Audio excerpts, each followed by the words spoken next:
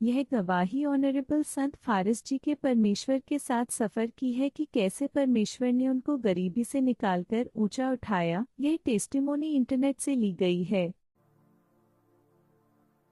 ਸਾਰਿਆਂ ਨੂੰ ਜੈ ਮਸੀਹ ਦੀ। ਮੇਰਾ ਨਾਮ ਫੈਰਿਸ ਹੈ ਔਰ ਮੈਂ ਜਲੰਧਰ ਦਾ ਰਹਿਣ ਵਾਲਾ ਹਾਂ। ਬਾਈ ਬਰਥ ਮੈਂ ਕ੍ਰਿਸਚੀਅਨ ਹਾਂ। ਕ੍ਰਿਸਚੀਅਨ ਘਰਾਣੇ 'ਚ ਮੇਰਾ ਜਨਮ ਹੋਇਆ, ਪਰ ਪਰਮੇਸ਼ਵਰ ਤੇ ਯੀਸ਼ੂ ਮਸੀਹ ਤੇ ਬਾਈਬਲ ਤੇ ਮੈਨੂੰ ਬਿਲਕੁਲ ਵੀ ਭਰੋਸਾ ਨਹੀਂ ਸੀਗਾ, ਜਿਸ ਦਾ ਕਰਕੇ ਮੈਨੂੰ ਲੱਗਦਾ ਹੀ ਨਹੀਂ ਸੀਗਾ ਕੋਈ ਚਮਤਕਾਰ ਨਾਂ ਦੀ ਚੀਜ਼ ਹੁੰਦੀ ਆ, ਜਾਂ ਕਦੀ ਵੀ ਕੁਛ ਇਦਾਂ ਦਾ ਹੁੰਦਾ ਕਿ ਤੁਹਾਡਾ ਇੱਕਦਮ ਜੀਵਨ ਬਦਲ ਸਕਦਾ ਵਾ। ਔਰ ਉਸੇ ਕਰਕੇ ਮੇਰੀ ਫੈਮਿਲੀ ਦੇ ਵਿੱਚ ਕਰਜ਼ ਸੀਗਾ, ਗਰੀਬੀ ਦਾ ਔਰ ਕਰਜ਼ੇ ਦਾ। ਅਸੀਂ 4 ਭਰਾ ਸੀਗੇ, 3 ਭੈਣਾਂ ਸੀਗੀਆਂ, ਔਰ ਸਾਰੇ ਜਣੇ ਮਦਰ ਫਾਦਰ ਸਾਰੇ ਜਣੇ ਕੰਮ ਕਰਦੇ ਸੀਗੇ, ਪਰ ਕਦੀ ਵੀ ਜਿਹੜਾ ਕਰਜ਼ੇ ਦਾ ਸਰਾਪ ਸੀਗਾ ਉਹ ਸਾਡੇ ਤੋਂ ਟੁੱਟਦਾ ਨਹੀਂ ਸੀਗਾ। ਜਿੱਦਾਂ ਜਿੱਦਾਂ ਅਸੀਂ ਆਪਣਾ ਜ਼ੋਰ ਲਗਾਉਂਦੇ ਸੀਗੇ ਉੱਦਾਂ ਉੱਦਾਂ ਹੀ ਉਹ ਹੋਰ ਜ਼ਿਆਦਾ ਹੁੰਦਾ ਸੀਗਾ। ਔਰ ਮੈਂ ਸਪੋਰਟਸ ਪਰਸਨ ਸੀਗਾ, ਗੇਮ ਕਰਦਾ ਸੀਗਾ, ਔਰ ਮੈਨੂੰ ਆਪਣੇ ਆਪ ਤੇ ਬਹੁਤ ਜ਼ਿਆਦਾ ਭਰੋਸਾ ਸੀਗਾ ਕਿ ਮੈਂ ਆਪਣੀ ਤਾਕਤ ਦੇ ਨਾਲ ਇੱਕ ਦਿਨ ਇਹ ਸਾਰਾ ਕੁਝ ਚੇਂਜ ਕਰ ਸਕਦਾ ਹਾਂ। ਔਰ ਮੈਂ ਆਪਣੇ ਘਰ ਦੇ ਵਿੱਚ ਸਭ ਤੋਂ ਛੋਟਾ ਸੀਗਾ, ਪਰ ਮੈਂ ਜ਼ੋਰ ਲਗਾਉਂਦਾ ਰਿਹਾ। ਉਸੇ ਹੀ ਤਰ੍ਹਾਂ ਮੈਂ ਹੋਰ ਜ਼ਿਆਦਾ ਕਰਜ਼ੇ ਦੇ ਵਿੱਚ ਮੇਰਾ ਪਰਿਵਾਰ ਵੀ ਫਸਦਾ ਰਿਹਾ। ਮੇਰਾ ਜਿਹੜਾ ਵੱਡੇ ਬ੍ਰਦਰ ਸੀਗੇ ਉਹ ਇੱਕ ਸਬਜ਼ੀ ਵੇਚਦਾ ਸੀਗਾ ਔਰ ਇੱਕ ਮਿਸਤਰੀ ਦਾ ਕੰਮ ਕਰਦਾ ਸੀਗਾ, ਔਰ ਮੇਰੇ ਫਾਦਰ ਵੀ ਪਹਿਲਾਂ ਮਿਸਤਰੀ ਦਾ ਹੀ ਕੰਮ ਕਰਦੇ ਸੀਗੇ। ਔਰ ਮੈਂ ਜਦੋਂ ਵੀ ਪਾਸਟਰ ਜੀ ਮੇਰੇ ਘਰ ਆਉਂਦੇ ਸੀਗੇ ਉਹਨਾਂ ਨੇ ਮੈਨੂੰ ਦੱਸਣਾ ਕਿ ਪਰਮੇਸ਼ਵਰ ਚਾਹੇ ਤਾਂ ਤੇਰੇ ਜੀਵਨ ਦੇ ਵਿੱਚ ਬਦਲਾਵ ਕਰ ਸਕਦਾ, ਪਰ ਮੈਨੂੰ ਕਦੀ ਵੀ ਇਹ ਚੀਜ਼ਾਂ ਤੇ ਯਕੀਨ ਨਹੀਂ ਹੋਇਆ। ਉਹਨਾਂ ਨੇ ਮੈਨੂੰ ਦਾਊਦ ਦੀ ਸਟੋਰੀ ਸੁਣਾਈ ਜੋ ਕਿ ਮੇਰੇ ਦਿਲ ਨੂੰ ਛੂ ਗਈ, ਔਰ ਅਸੀਂ ਬਹੁਤ ਸਾਰਾ ਕੁਝ ਕਰਕੇ ਦੇਖ ਲਿਆ, ਪਰ ਕਿਸੇ ਬੰਨਿਓਂ ਵੀ ਜਦੋਂ ਮੇਰੇ ਜੀਵਨ ਦੇ ਵਿੱਚ ਬ੍ਰੇਕ ਥਰੂ ਨਾ ਮਿਲਿਆ ਤੇ ਫਿਰ ਅਸੀਂ ਸੋਚਿਆ ਸਾਰਿਆਂ ਨੇ ਕਿ ਹੁਣ ਬਾਈਬਲ ਤੇ ਹੀ ਯਕੀਨ ਕਰਕੇ ਇੱਕ ਵਾਰੀ ਯੀਸ਼ੂ ਮਸੀਹ ਨੂੰ ਫੋਲੋ ਕਰਕੇ ਦੇਖਦੇ ਹਾਂ। ਔਰ ਜਿੱਦਾਂ ਹੀ ਮੈਂ ਪਰਮੇਸ਼ਵਰ ਨੂੰ ਫੋਲੋ ਕਰਨਾ ਸ਼ੁਰੂ ਕੀਤਾ, ਯੀਸ਼ੂ ਮਸੀਹ ਦੇ ਮਗਰ ਚੱਲਣਾ ਸ਼ੁਰੂ ਕੀਤਾ, ਪਵਿੱਤਰਤਾਈ ਦੇ ਵਿੱਚ ਰੋਜ਼ੇ ਰੱਖਣੇ ਸ਼ੁਰੂ ਕੀਤੇ। ਔਰ ਅੱਜ ਵੀ ਸਾਨੂੰ ਯਾਦ ਆ ਕਿ ਜਦੋਂ ਅਸੀਂ ਪ੍ਰਾਰਥਨਾ ਕਰਦੇ ਸੀਗੇ ਤੇ ਉੱਚੀ ਉੱਚੀ ਚੀਕਾਂ ਮਾਰ ਕੇ ਪਰਮੇਸ਼ਵਰ ਨੂੰ ਇਹ ਗੱਲ ਕਹਿੰਦੇ ਸੀਗੇ ਕਿ ਇੱਕ ਵਾਰੀ ਪਰਮੇਸ਼ਵਰ ਸਾਡੇ ਜੀਵਨ ਦੇ ਵਿੱਚ ਚਾਨਣਾ ਕਰ, ਔਰ ਅਸੀਂ ਤੇਰੇ ਤੋਂ ਕਦੀ ਵੀ ਪਿੱਛੇ ਨਹੀਂ ਹਟਾਂਗੇ। ਔਰ ਜਿੱਦਾਂ ਹੀ ਉਹ ਸਮੇਂ ਬੀਤਦਾ ਗਿਆ ਪਰਮੇਸ਼ਵਰ ਨੇ ਮੈਨੂੰ ਹੌਸਲਾ ਦੇਣਾ ਸ਼ੁਰੂ ਕਰ ਦਿੱਤਾ। ਔਰ ਇੱਕ ਦਿਨ 1996 ਦੇ ਵਿੱਚ ਮੇਰੇ ਘਰ ਦੇ ਵਿੱਚ ਕੁਝ ਲੋਕ ਆਏ ਔਰ ਉਹਨਾਂ ਨੇ ਕਿਹਾ ਕਿ ਅਸੀਂ ਤੈਨੂੰ ਸਿਲੈਕਟ ਕਰ ਲਿਆ, ਕਿਉਂਕਿ ਮੈਂ ਸਪੋਰਟਸ ਕਰਦਾ ਸੀਗਾ ਤੇ ਸਿਲੈਕਟ ਵੀ ਮੈਨੂੰ ਉਸ ਕੰਪਨੀ ਨੇ ਕੀਤਾ। ਜਦੋਂ ਮੈਂ ਸਪੋਰਟਸ ਖੇਲਦਾ ਸੀਗਾ ਤੇ 2 ਕੰਪਨੀਆਂ ਦੇ ਵਿੱਚ ਵਾਰਸ ਚੱਲਦੀ ਪਈ ਸੀਗੀ ਪੰਜਾਬ ਦੇ ਵਿੱਚ। ਜਿਹੜੀ ਕੰਪਨੀ ਮੇਰੇ ਅੰਗੇਸਟ ਸੀਗੀ, ਜਿਸ ਕੰਪਨੀ 'ਚ ਮੈਂ ਖੇਲਦਾ ਸੀਗਾ, ਉਹ ਕੰਪਨੀ ਦਾ ਜਿਹੜਾ ਓਨਰ ਸੀਗਾ ਉਹ ਇੰਗਲੈਂਡ ਚਲਾ ਗਿਆ, ਔਰ ਉਹ ਕੰਪਨੀ ਸਾਰੀ ਟੁੱਟ ਗਈ ਸੀਗੀ। ਔਰ ਜਿਹੜੀ ਕੰਪਨੀ ਮੇਰੇ ਅੰਗੇਸਟ ਸੀਗੀ ਉਸ ਕੰਪਨੀ ਦੇ ਓਨਰ ਨੇ ਮੇਰੇ ਘਰ ਆਪਣੀ ਟੀਮ ਨੂੰ ਭੇਜਿਆ, ਔਰ ਉਹਨੇ ਕਿਹਾ ਕਿ ਮੇਰੇ ਦਿਲ ਦੇ ਵਿੱਚ ਆਇਆ ਕਿ ਮੈਂ ਤੈਨੂੰ ਇੰਗਲੈਂਡ ਲੈ ਕੇ ਜਾਵਾਂ। ਔਰ ਮੇਰੀ ਸਿਲੈਕਸ਼ਨ ਹੋਈ ਔਰ ਮੈਂ ਇੰਗਲੈਂਡ ਚਲਾ ਗਿਆ। ਔਰ ਜਿੱਦਾਂ ਹੀ ਮੈਂ ਇੰਗਲੈਂਡ ਪਹੁੰਚਿਆ ਪਰਮੇਸ਼ਵਰ ਨੇ ਮੈਨੂੰ ਦੱਸਿਆ ਕਿ ਮੈਂ ਤੇਰੇ ਜੀਵਨ ਦੇ ਵਿੱਚ ਬਹੁਤ ਸਾਰੇ ਵੱਡੇ ਕੰਮ ਕਰੂੰਗਾ ਅਗਰ ਤੂੰ ਮੈਨੂੰ ਫੋਲੋ ਕਰੂੰਗਾ। ਔਰ ਮੈਂ ਉੱਥੋਂ ਇੰਗਲੈਂਡ ਦੇ ਵਿੱਚ 96 ਦੇ ਵਿੱਚ ਮੈਂ ਬ੍ਰਿਟਿਸ਼ ਅਵਾਰਡ ਲਿਆ। ਔਰ ਜਿੱਦਾਂ ਹੀ ਮੈਂ ਉੱਥੇ ਮੇਰੇ ਰਿਸ਼ਤੇਦਾਰ ਬਹੁਤ ਸਾਰੇ ਸੀਗੇ ਔਰ ਉਹਨਾਂ ਨੇ ਮੈਨੂੰ ਪਲਾਨਿੰਗ ਦਿੱਤੀ ਕਿ ਤੂੰ ਇੱਥੇ ਮੈਰਿਜ ਕਰ ਲਾ ਔਰ ਇੱਥੇ ਹੀ ਰੁਕ ਜਾ, ਕਿਉਂਕਿ ਮੈਨੂੰ ਪੈਸਿਆਂ ਦੀ ਸਖਤ ਲੋੜ ਸੀਗੀ। ਔਰ ਮੇਰੇ ਸਾਹਮਣੇ ਉਹ ਚੀਜ਼ ਮੈਨੂੰ ਦਿਖਦੀ ਪਈ ਸੀਗੀ ਕਿ ਅਗਰ ਮੈਂ ਉੱਥੇ ਰੁਕਦਾ ਵਾਂ ਔਰ ਮੇਰੇ ਸਾਰੀਆਂ ਮੁਸ਼ਕਲਾਂ ਹੱਲ ਹੋ ਜਾਣਗੀਆਂ। ਪਰ ਪਰਮੇਸ਼ਵਰ ਦੀ ਮੇਰੇ ਕੰਨਾਂ ਦੇ ਵਿੱਚ ਉਹ ਆਵਾਜ਼ ਪੈ ਰਹੀ ਸੀਗੀ ਕਿ ਮੈਂ ਤੇਰੇ ਜੀਵਨ ਦੇ ਵਿੱਚ ਬਹੁਤ ਸਾਰੀ ਆਸ਼ੀਸ਼ ਦਊਂਗਾ ਅਗਰ ਤੂੰ ਮੇਰੇ ਵਚਨਾਂ ਨੂੰ ਫੋਲੋ ਕਰੂੰਗਾ। ਔਰ ਜਿੱਦਾਂ ਹੀ ਮੈਂ ਉੱਥੋਂ ਬਗੈਰ ਰੁਕਣ ਤੋਂ ਕੰਪਨੀ ਨਾਲ ਜੋ ਮੈਂ ਪ੍ਰੋਮਿਸ ਕੀਤਾ ਸੀ ਉਸ ਪ੍ਰੋਮਿਸ ਦੇ ਮੁਤਾਬਕ ਮੈਂ ਵਾਪਸ ਆ ਗਿਆ। ਔਰ ਜਿੱਦਾਂ ਹੀ ਮੈਂ ਵਾਪਸ ਆਇਆ ਪਰਮੇਸ਼ਵਰ ਨੇ ਪੂਰੇ ਵਰਲਡ ਦੇ ਵਿੱਚ ਮੇਰੇ ਲਈ ਰਸਤੇ ਖੋਲ ਦਿੱਤੇ, ਔਰ ਮੈਂ England, Canada, America, Germany, France, Denmark, ਪੂਰੀ ਦੁਨੀਆ ਦੇ ਵਿੱਚ ਟਰੈਵਲ ਕਰਨ ਲੱਗ ਪਿਆ। ਔਰ ਜੋ ਮੇਰਾ ਕਰਜ਼ਾ ਸੀਗਾ ਉਹ ਪਰਮੇਸ਼ਵਰ ਨੇ ਉਸ ਦੇ ਅੰਗੇਜਡ ਮੇਰੀ ਬਲੇਸਿੰਗ ਜਿਹੜੀ ਸੀਗੀ ਔਰ ਹਜ਼ਾਰਾਂ ਲੱਖਾਂ ਹੀ ਨਹੀਂ ਕਰੋੜਾਂ ਦੇ ਵਿੱਚ ਬਦਲ ਦਿੱਤੀ। ਮੈਂ ਤੁਹਾਨੂੰ ਇੱਕ ਛੋਟੀ ਜੀ ਬਲੇਸਿੰਗ ਦੀ ਗੱਲ ਦੱਸਦਾ ਕਿ ਮੇਰੇ ਘਰ ਇੰਨੀ ਮੁਸ਼ਕਲ ਸੀਗੀ ਕਿ ਰੋਟੀ ਖਾਣੀ ਵੀ ਔਖੀ ਸੀਗੀ। ਜਦੋਂ ਪਰਮੇਸ਼ਵਰ ਨੇ ਮੈਨੂੰ ਬਲੈਸ ਕੀਤਾ, ਇੱਕ ਦਿਨ ਇਦਾਂ ਦਾ ਸੀਗਾ ਕਿ ਮੇਰੇ ਮਾਤਾ ਜੋ ਇਸ ਟਾਈਮ ਯੀਸ਼ੂ ਮਸੀਹ ਦੇ ਕੋਲ ਆ, ਉਹਨਾਂ ਨੇ ਇੱਕ ਦਿਨ ਘਰ ਦੇ ਵਿੱਚ ਜਿੰਨੀਆਂ ਹੀ ਰਜਾਈਆਂ ਟਰੰਕ ਪੇਟੀਆਂ ਸੀਗੀਆਂ ਉਹ ਸਾਰੇ ਕੱਪੜੇ ਕੱਢ ਕੇ ਲੋਕਾਂ ਨੂੰ ਦੇ ਦਿੱਤੇ ਔਰ ਉਸ ਟਰੰਕਾਂ ਦੇ ਵਿੱਚ ਸਿਰਫ ਪੈਸਾ ਭਰ ਦਿੱਤਾ।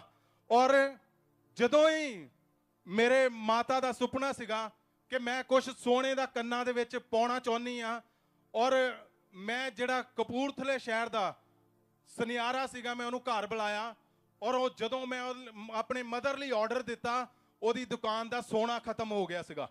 ਸੋ ਪਰਮੇਸ਼ਵਰ ਨੇ ਜਦੋਂ ਮੈਨੂੰ ਬਲੈਸ ਕੀਤਾ, ਮੈਂ ਕੰਟੀਨਿਊ ਉਹਦੇ ਵਚਨਾਂ ਨੂੰ ਫੋਲੋ ਕਰਦਾ ਗਿਆ।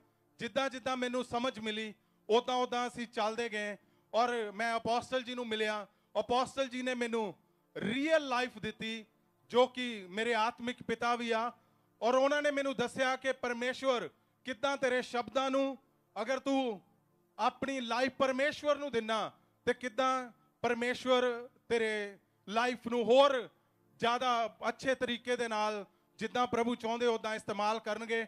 ਔਰ ਮੈਂ ਬੰਬੇ ਚ ਸੀਗਾ, ਮੇਰੀ ਕੰਪਨੀ ਸੀਗੀ, मैं बॉलीवुड च चला गया सीगा, पर जितना ही मैं अपोस्टल जी नु मिले आपको ध्यान से सुनना है। इनके लाइफ के हर लाइफ के 2-3 हिस्से होते हैं।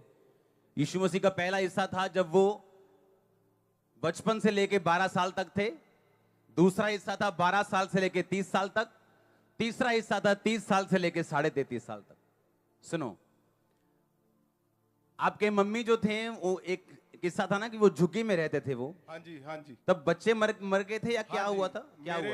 मेरे घर ਦੇ ਵਿੱਚ ਜਦੋਂ ਸਭ ਤੋਂ ਪਹਿਲਾਂ ਬੱਚਾ ਹੋਇਆ ਉਹ ਲੜਕਾ ਸੀਗਾ ਔਰ ਮੇਰੇ ਜਿਹੜੇ ਫਾਦਰ ਸੀਗੇ ਉਹਨਾਂ ਦੇ ਜਿਹੜੇ ਫਾਦਰ ਸੀਗੇ ਉਹ ਪ੍ਰਭੂ ਤੇ ਬਲੀਵ ਨਹੀਂ ਕਰਦੇ ਸੀਗੇ ਔਰ ਮੇਰੇ ਮਦਰ ਨੂੰ ਕਹਿੰਦੇ ਸੀਗੇ ਕਿ ਤੂੰ ਵਾਪਸ ਆ ਜਾ ਸਾਡੇ ਵਿੱਚ, ਯੀਸ਼ੂ ਮਸੀਹ ਦੇ ਵਿੱਚ ਤੈਨੂੰ ਕੁਝ ਨਹੀਂ ਮਿਲਣਾ। ਔਰ ਜਦੋਂ ਮੇਰੇ ਘਰ ਦੇ ਵਿੱਚ ਪਹਿਲਾ ਬੇਟਾ ਹੋਇਆ ਸਾਡੇ मतलब ਤੁਹਾਡੇ ਮੰਮੀ ਦੇ ਤੁਹਾਡੇ ਬ੍ਰਦਰ ਹੋਇਆ? ਹਾਂਜੀ ਹਾਂ। ਤੇ ਉਹਦੀ 2 ਸਾਲ ਦੇ ਬਾਅਦ ਉਹਦੀ ਡੈਥ ਹੋ ਗਈ ਔਰ ਸਾਰਿਆਂ ਨੇ ਕਿਹਾ ਕਿ ਦੇਖ ਤੂੰ ਯੀਸ਼ੂ ਮਸੀਹ ਨੂੰ ਮੰਨਦੀ ਆ ਮੇਰੀ ਮਾਤਾ ਨੂੰ, ਤੂੰ ਵਾਪਸ ਆ ਜਾ ਤੇ ਤੇਰਾ ਬੇਟਾ ਦੇਖੋ ਮਰ ਗਿਆ। ਮੇਰੇ ਮਾਤਾ ਨੇ ਕਿਹਾ ਨਹੀਂ ਮੈਂ ਯੀਸ਼ੂ ਮਸੀਹ ਦੇ ਵਿੱਚ ਹੀ ਰਹਿਣਾ ਵਾ।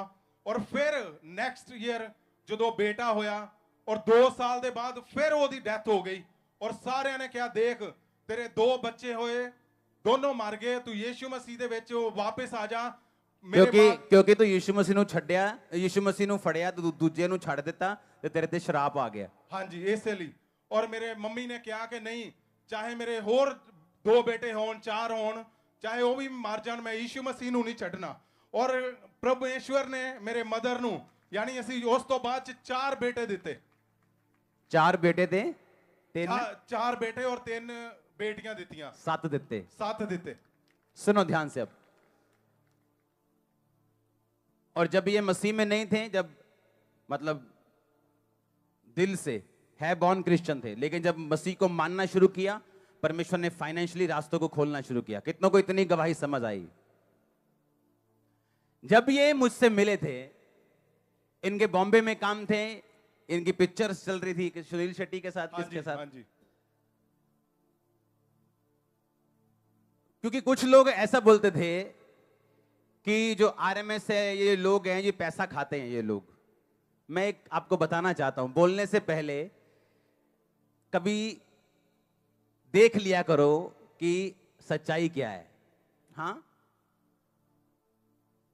सुनो, जब ये मेरे पास आए तो मेरे को बोला कि मेरे पास ऐसे क्रिकेटर्स हैं जिन पर मैं बेट कर सकता हूं।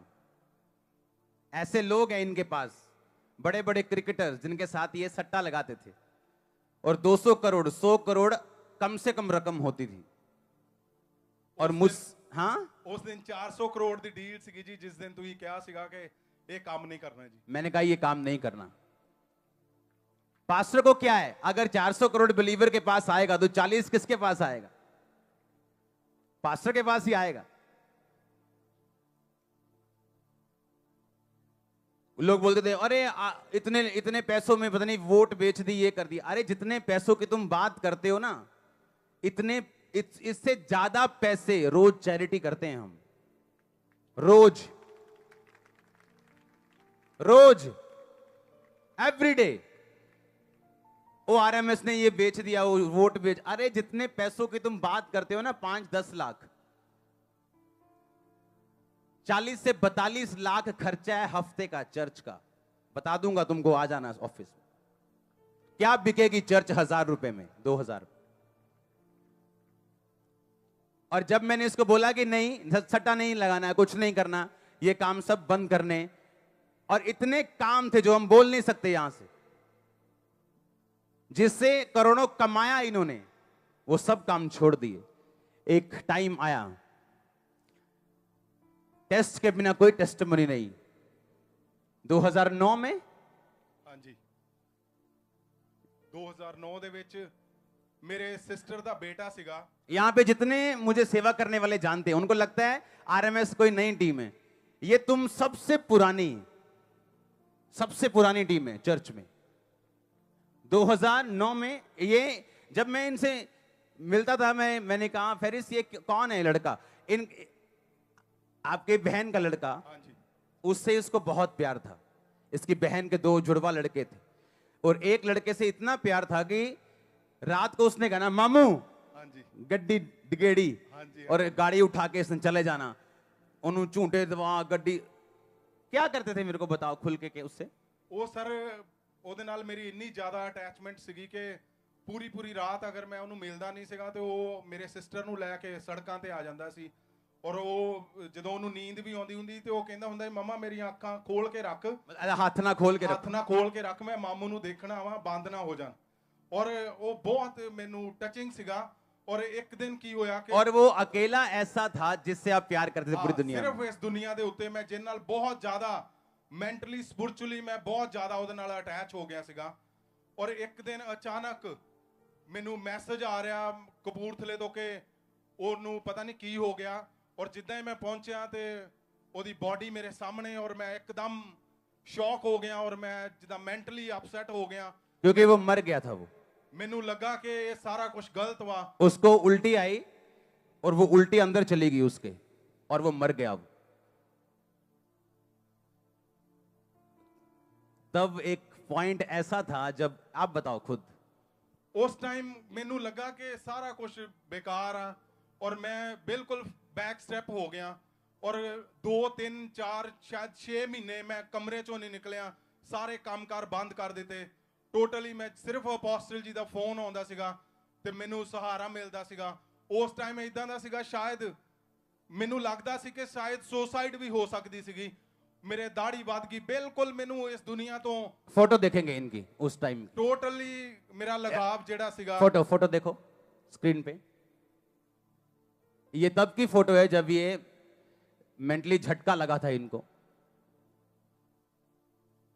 और लोग इनको देख के बोलते थे कि तेरे को क्या हो गया तेरे को। और क्रिश्चियन लोग जिन्होंने पिछले जमाने में, जो पिछली जनरेशन थी, और बड़ा विरोध पंजाब में होता था क्रिश्चियन लोगों का, उस जनरेशन के जो हीरो थे वो मेरे पास आके पता क्या बोलते थे, कहते फेरिस खत्म हो गया। कहते यार खत्म हो गया हो, ज्यादा ਉਹਦੇ ਘਰ ਡੈਥ ਹੋ ਗਈ ਨਾ, ਖਤਮ ਹੋ ਗਿਆ। दाढ़ी ਵਧਾ ਲਈ, पागला वांगू करना, ऐदा क्यों होया, रब ने ऐदा क्यों किया।